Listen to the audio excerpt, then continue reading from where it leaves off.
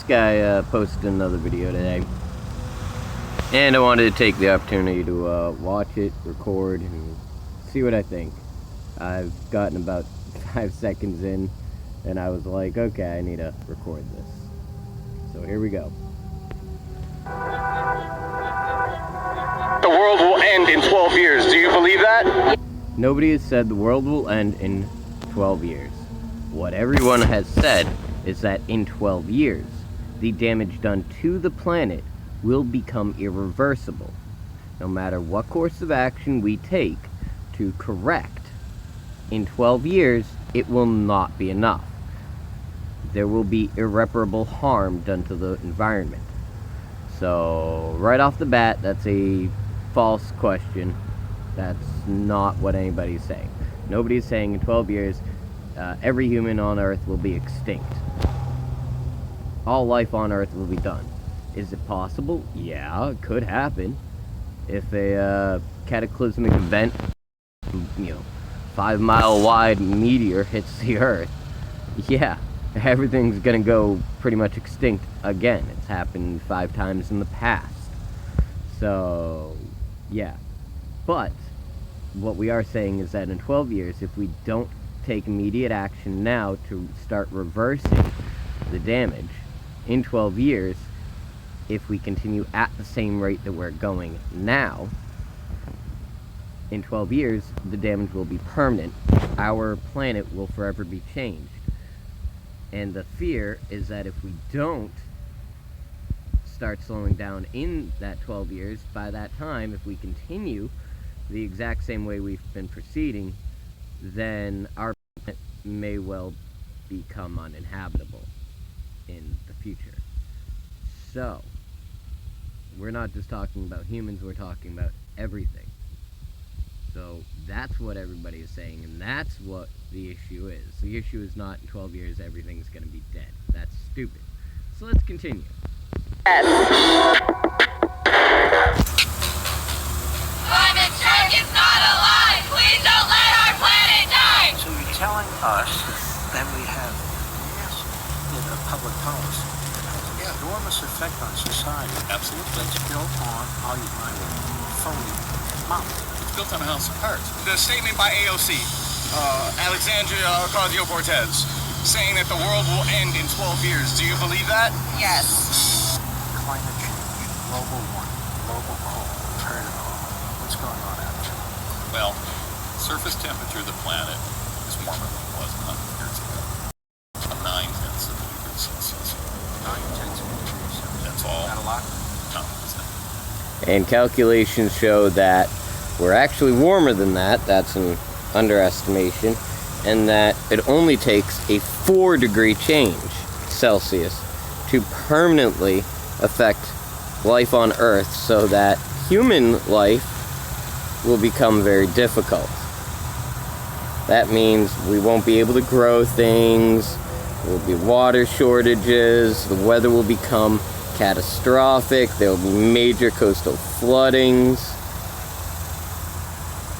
That's the truth and the reality of it. We are warmer, even these people will admit it, and that warming, if continued, will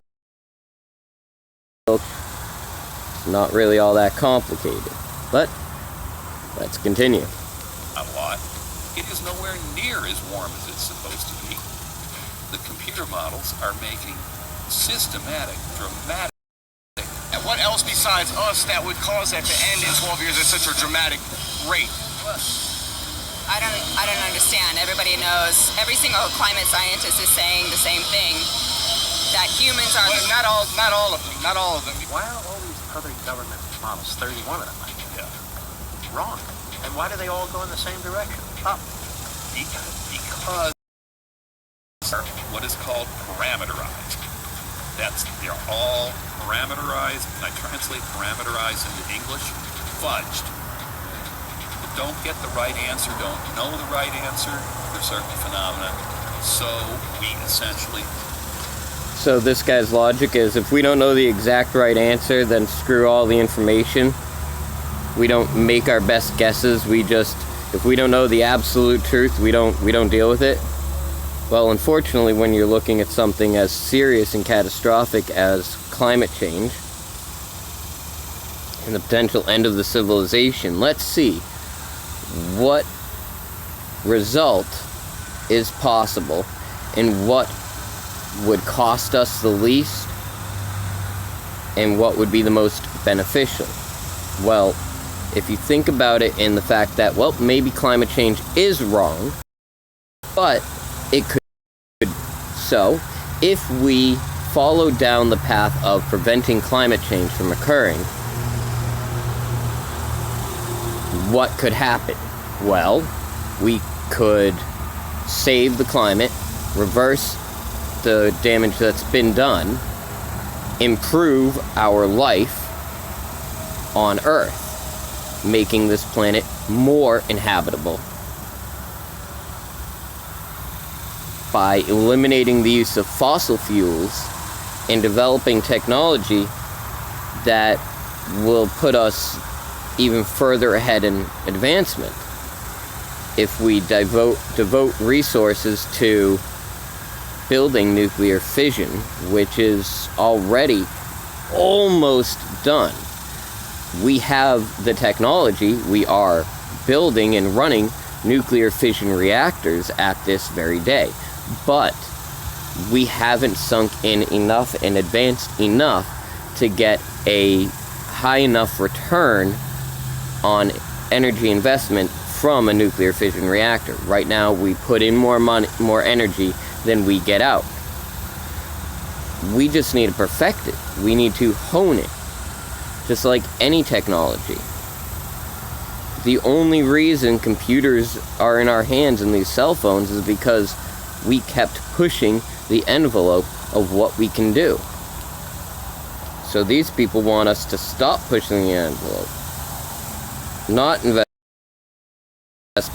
electric technology, because they have a financial gain. Now, sorry, I'm rolling a cigarette while I'm trying to do this. So now you look at the other side of the coin. Well, what if they're wrong? What if there is no climate change? What if there is no threat? Right?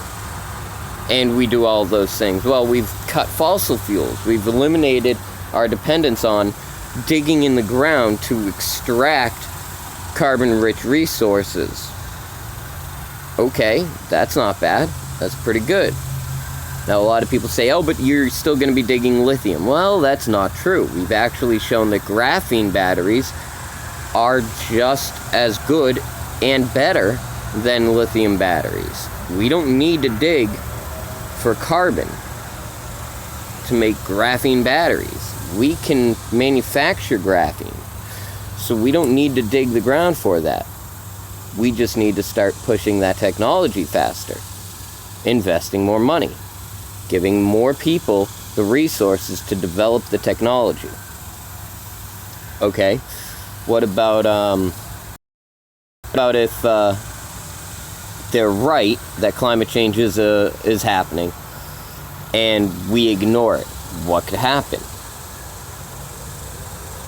Well, all the worst case scenarios. Everything on Earth could go extinct. We could go extinct. We could destroy this planet so that it's no longer inhabitable by anything. What if we don't heed the warnings of climate change and continue the path that we're on? Again, we can keep pushing it. We go extinct. So you have to look at those options and decide, well, which one will cost us the least and gain us the most? Well, we could just keep doing the same things that we're doing now and run out the clock and live our lives, but that would cost the planet. We could change our behaviors and go out on the leap of faith that climate change is happening, and we could invest and change our current course and become a healthier, better, safer planet. What would that cost us? Well, that would cost us a lot of hard work, but what could it gain us? It could save us from disaster and being destroyed by the climate. Or it could have no impact and climate change was all wrong, but we've advanced our society to the point where we've got electric cars driving everywhere. We have robots working for us, building things for us. The people on Earth just live and invent and discover and explore and research and learn. We could make a better society. So that's the whole issue I have on this, is we could do better. I'll try and let these guys play, and I'll chime in as it comes. But you've got the basic premise now. Put in code steps that get and the systematic error that was made was the models were tuned, as it said, tuned to simulate the warming of the early 20th century. It began in 1910, ended in 1945, about 0.45 degrees Celsius. Okay, now this guy's trying to pitch it like, well, they're making it, so that it will just get warmer. That's not true.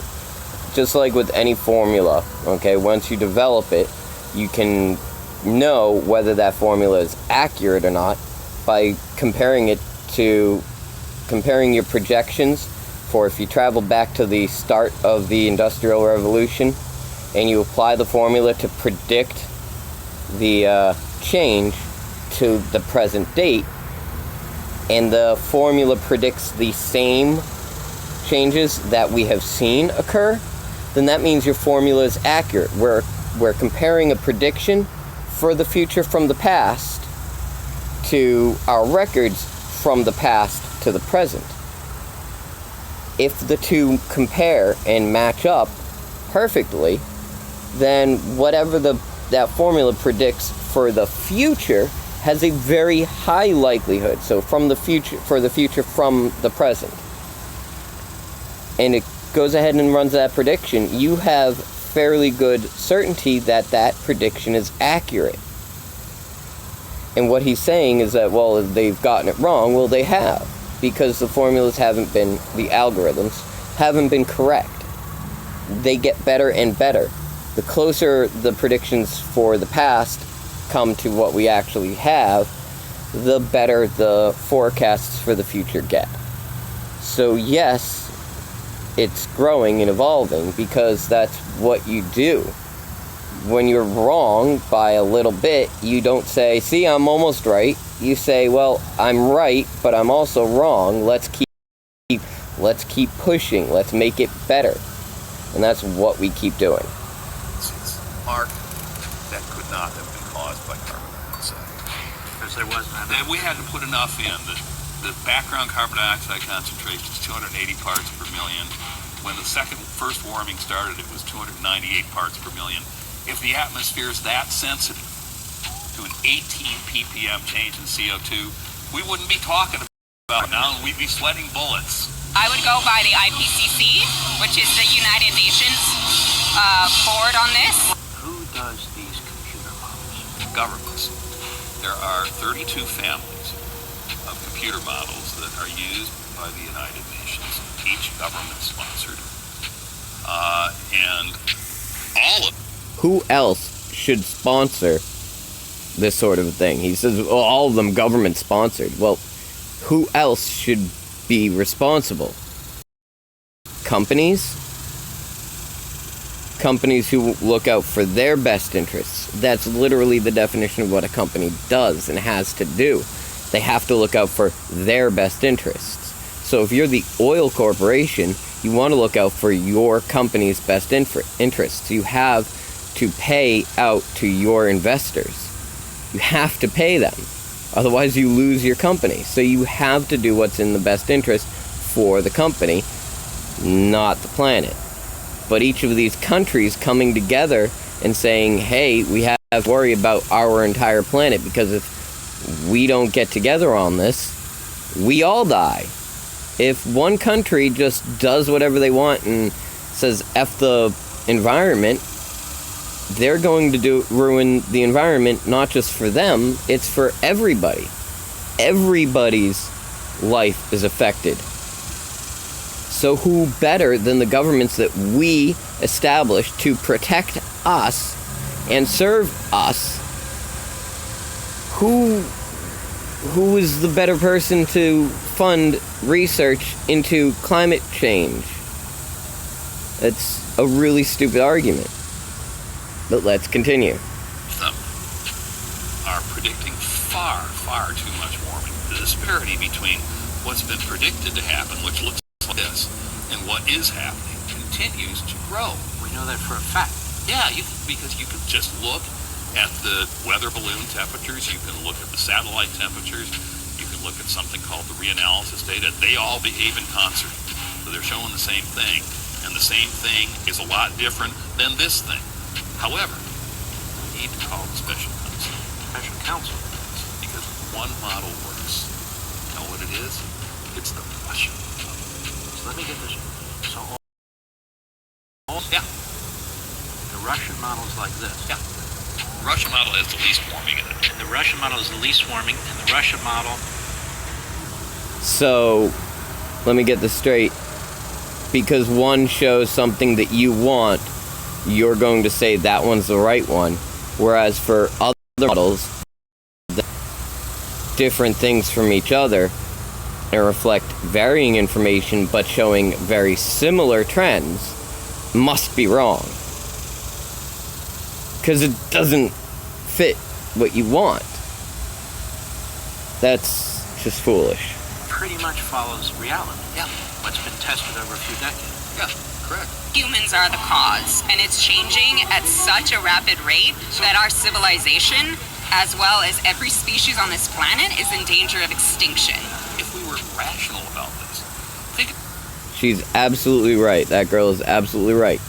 Every single life form on Earth is in danger if we don't course correct.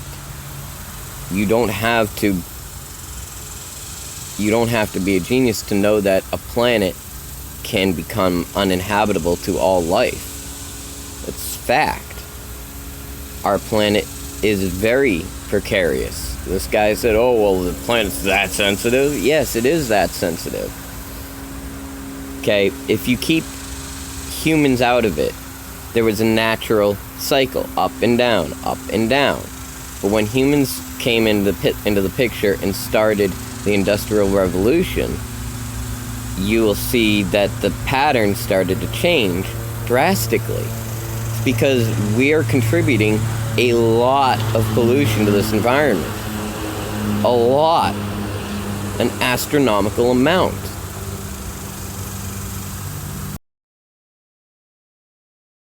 To course correct. Things like commercial agriculture. That's why Alexandria Ocasio-Cortez said we need to eliminate commercial farming, industrial farming, because those cattle, and she said fart, but they don't fart, they actually belch. They belch out massive amounts of methane, 100 liters of methane a day. And methane is, in the short term, 4 times more of a greenhouse gas than carbon dioxide. In the long term, methane does break down and stop becoming a greenhouse gas, whereas carbon dioxide in the atmosphere never breaks down out of the atmosphere. It just keeps building and building. We need to do better. Let's continue. About the daily weather forecast. You watch the weather channel, they go, oh, this model says that, that model says that. We think this one's working the best, so we're going to rely on that. Well, for climate forecast, we should use, but we're not. We use this big spate of all the other models that have this warming in them that's not occurring. When you're dealing with something that... Okay, let me put it this way. When I was a network engineer, I didn't just build my network so it worked and just relied on it to keep working. I continually reassessed my network to find ways to improve it because the risk of it failing was so severe that I was always on the lookout to prevent it from failing. that's kind of how you live life. You don't just say, oh, well, now, so nothing bad can go wrong.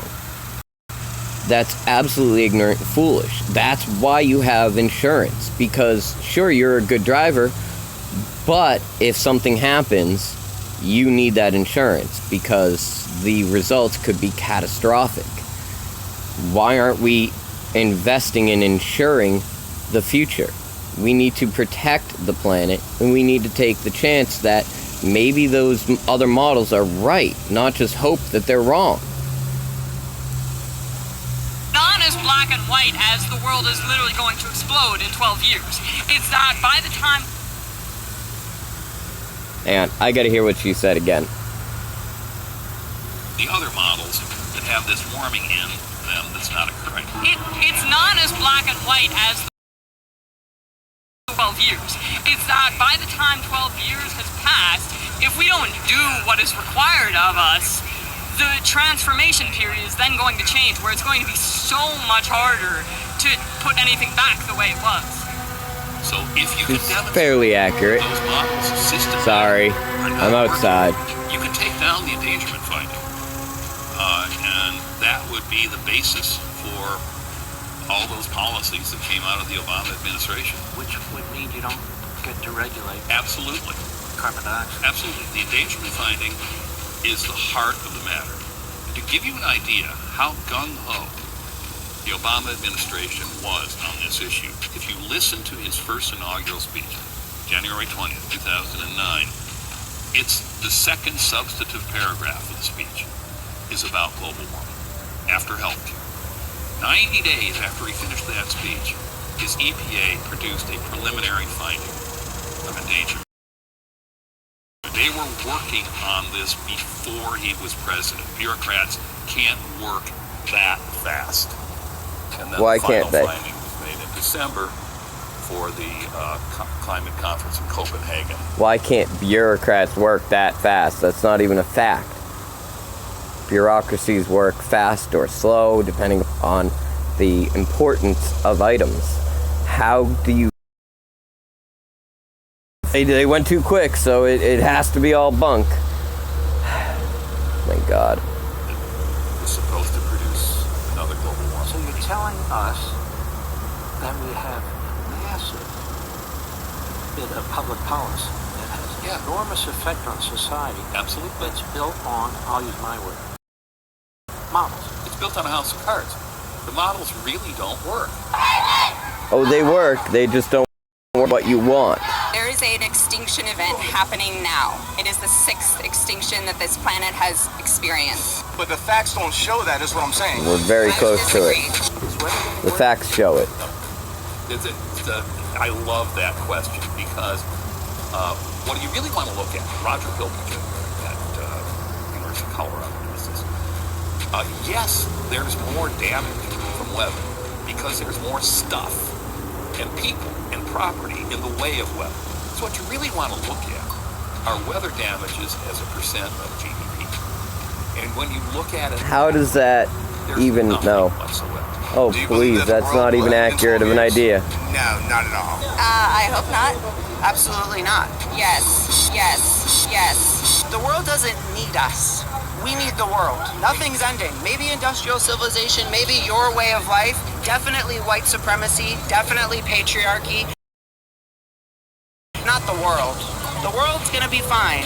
When the world's done with us, it's going to shake us off like a bad case of fleas. The world's not going anywhere. We're the ones that are in trouble here. Are we gonna be fine? Are our kids gonna be fine? That's so she. Orangutans and elephants and tigers. Where A you can lot of count them life with will your die, digits. but the Are they planet gonna be will still around? be I just want around. to do my part. So it's not as though we're all going to suddenly just drop dead at 12.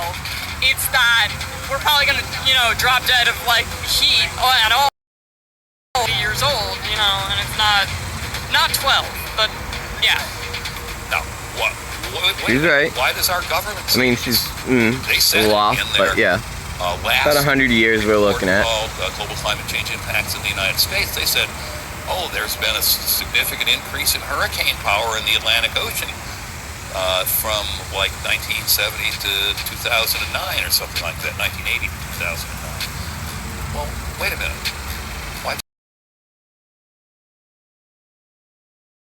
take the data after 2009, the increase goes away and it goes back to where it was. Well, why did you start in the mid-1970s? That's not we true. have records that are really good back to 1920.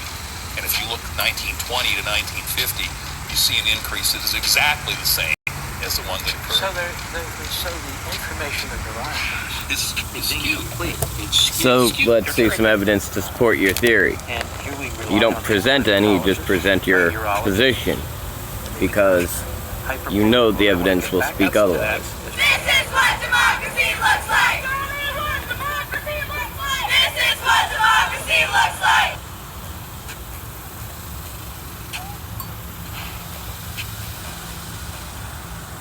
There you go. Almost a 30-minute video to look at. This guy's one 9-minute video. This guy is an absolute chump. That's the point. Some of his things that he does are incredibly offensive and wrong. He's just a propagandist. He just goes to push information. He doesn't ask any questions that are real. He just tries to make everybody else look dumb, which isn't journalism. It's not about trying to make other people look dumb. It's about trying to spread the truth, the facts. Well, the facts are that we don't know exactly what's going to happen because nobody knows. The fact is that we have to take a stand. Do we stand on the side that could potentially cost us all life on Earth, or do we take a stand for the side that could potentially save all life on Earth? One's going to require a lot of hard work to change, and the other one's just going to let you do whatever you want and stay the same. If we're wrong on the side of climate change, what's the worst that happens? We get better. As a society, as a country, as a world, we all get better. We solve the problems, we save lives. What's the worst that could happen if we're right and we choose to just ignore it? Everything on Earth could die. That's the point.